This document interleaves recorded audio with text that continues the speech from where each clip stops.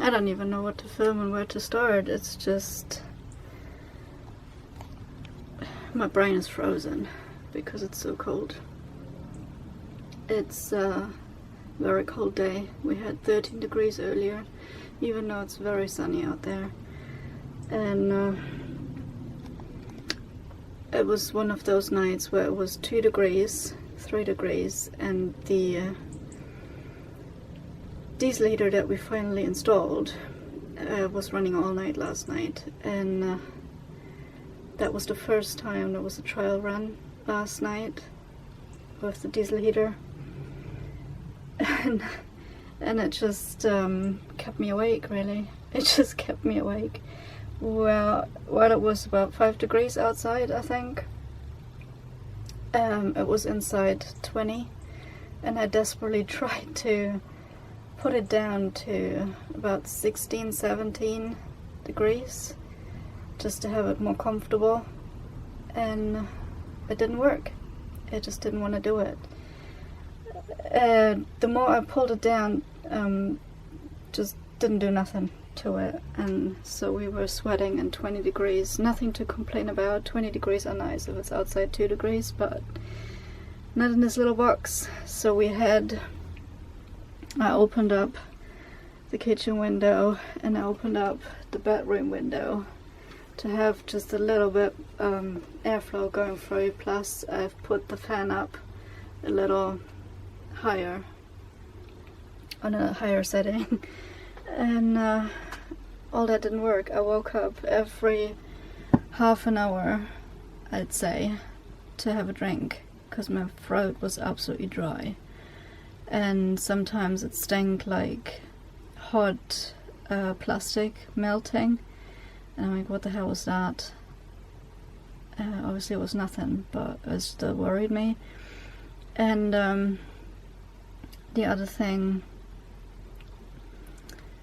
it's on a low setting. It was on the lowest setting. It was on pace 1. It goes up to 10, so it was on the first setting, and it still was too much. It still was too much, and I'm wondering what the heck am I gonna do if that is like this the whole time in winter. I won't be able to. I won't be able to run it like that. And I was hoping when we were installing it that there is a temperature setting that I can put it on like 17 degrees and it's just gonna adjust itself.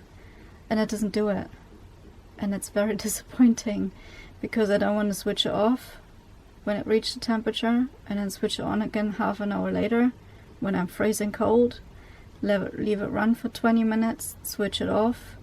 That's a hassle, especially at night. So I don't understand how other people run their things. Did I buy too much? Because I thought, because the van is not insulated, that the 5 kilowatt one will be fine, because we have so many air holes that this would definitely work. Instead of the 2 kilowatt, that would work too much, and it turns out it's too much for some reason. It's too much, and it worries me a bit. So I have to find a solution with my partner tonight about how we're gonna proceed with this, because I cannot sleep like that. Just can't. And the ticking of the pump as well is doing my head in. And yeah, that needs to be a solution. I'm gonna show you now where we put the heater. Right, so the heater is right down here between the crawl through and the batteries, like the batteries on this end. And I usually had the dog food down here. So we replaced the dog food with the heater, which is now permanent in there, as you can see. And my partner installed it in steps, so I didn't film the whole process either. But there are a lot of videos out there where you can see how the process is. Where at the end, even though the videos say it's quite a lengthy process, it looks like it actually is quite easy. So as you can see, we used the fuel tank that came with it, because it was just perfect place for it, since we did not want to put it in the fuel tank directly, because I wanted to see how much it's using. And yeah, it works pretty good. We put all the pipes up here and going down again to the heater, plus everything's gonna go outside underneath, so everything works that way, plus it's wired in the fuse box up here. There was just one more space left for it, so yeah, our fuse box is full now. Yeah, I bought a different fuel filter, a better one than the one that came with it. Oh, this is, by the way, a Triclix or Triclix, I don't know how you pronounce this. Yeah, these are apparently the better version. I don't see the difference between just a normal no-name heater and Triclix or Triclix, but it's only the price difference, a little bit different. I don't see any other reason. So yeah, we went for that. Then I left the pump that was with it, and it's definitely loud. It definitely is a loud tick-in. And yeah, replaced the filter, which is letting me see the water in the bottom of the filter, so I can unscrew the bottom filter end and can take it out and then screw it back shut. So yeah, that's that. And obviously, since we just ran it last night, first time for like a whole night, I still have to experiment how much it takes to run. I think I didn't even mark it. I should have marked it. I think it was around here, just under half, and now it's just there. So it took quite a few liters off while it was running. And you can see the tip of the pipe that's in here. It's just down here. So I will not be able to run it tonight fully anyways, because I don't have more fuel and I'm stuck. I couldn't drive anywhere. Yeah, like 14 degrees at 7 p.m. going down to 13, and we'll probably go down to 4 or 5 tonight at least. That means that thing's going on now. What's wrong? Oh dear boy. What's going on? What's going on? Yeah, so this is our setup for the diesel heater, and which seems to be actually quite strong. Unexpectedly, I didn't realize it would be like this massively warm, because like I said, we have a lot of air holes everywhere since this van is not insulated, but that it's going to be this warm I did not expect. Especially around this area, there's a lot of waving going on with air flow. I don't know where it comes from. Mostly it is from the cab, but I insulated the doors already, so I don't know what's going on.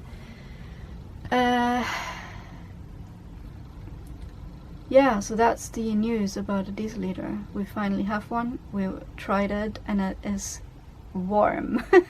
It is quite warm and I can't regulate it. Hopefully we find a solution later on, because I won't be able to sleep like this otherwise. Drive road every night, not good. Then we have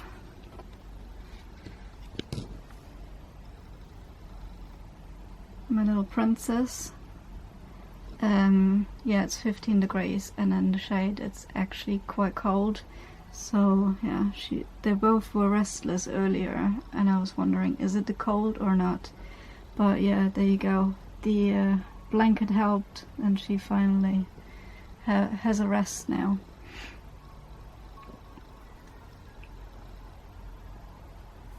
yeah, same with Snoop's. He was just in the middle earlier, but he's got his little fluffy bed on the seat. Let me pull it through.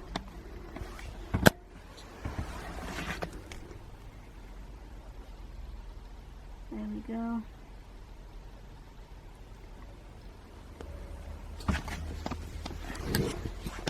He's having this little fluffy bed on the seat. And yeah, I'm having 2 jumpers on now because it's so cold. Oh, what else? Yeah, I'm not looking forward to winter, as I can see now that the heater is taking quite a bit of fuel. And yeah, as I said earlier, I'm stuck since about a week. Hold on. Because of this. If you can see what it is. That doesn't want to focus. Oh, whatever. It's a ball joint for the right tire. Goes in like this, I think. Yeah, and that comes off, obviously, that's the cap for it. Yeah, that broke last week when I was driving from town, because the streets in my area right now are absolutely horrible. They're replacing the tarmac, so the streets were scraped off. Absolutely horrible to drive on, and that gave my ball joint the last kick, and it said goodbye. So I'm waiting for my partner to install this now, because I had to order it first, and then he's installing it hopefully later on today or tomorrow morning so I can drive. But it looks like I won't be able to drive today and can't get any fuel for the heater. Luckily I'm not out of gas yet, which is good, which I'm gonna fill up probably the same time as I'm gonna get fuel. So I'm gonna be set for the winter, so I don't have to worry about freezing pipes for filling up gas, since we had that last winter. I filled up in December, and it was a struggle because everybody said, oh, the pipes are frozen, the pipes are frozen, you can't get gas. I was like, no, I need my gas, I need my tea. And we didn't have the heater back then, so it was just the log burner. It was horrible. It was horrible. I would never go again one winter in a non-insulated van with just a log burner. It just isn't doable. At least not for me. I don't know about anyone else, but at least it's not doable for me. Yeah, so hopefully I'm gonna be able to do that in the next days, which is hopefully tomorrow, because today is Sunday, and get the fuel tank filled up. We're gonna reach higher temperatures from Wednesday again, so it won't be that I need the heater in the night, because if it's just going down to 10, it's about 13 degrees in the van, and it won't be that horrible. So yeah, the dogs can have some blankets and that's fine, but if it's under 10, it's not doable. So yeah, it's a struggle, but yeah, filling up the gas is priority, the LPG, I mean, to be able to get through winter with one full tank, which I was able to last year, so I don't have to worry about it. Yeah, my camera battery is saying goodbye in a minute, so I'm gonna switch off for now. Right, the next thing I need to worry about, or have to worry about, because it's happening soon, and it already happened the last few days that we had rain, is power. Power for the laptop, power for the van in general. It's getting difficult. Since I don't have a 240 volt hookup and just run off solar, the winter is getting tough. Plus, this lovely laptop of mine is very power hungry, super power hungry. So what I have to do, I decided, I was looking up the other day of what I'm gonna do about the power supply, because I need external power at some point very soon. It's it's either going to be a 240 volt hookup permanent, and my partner has to drill a hole on the outside of the van to fit all the cables through and connect it to the batteries and all that. And I was, the other option was buy a camping hookup, just a cable.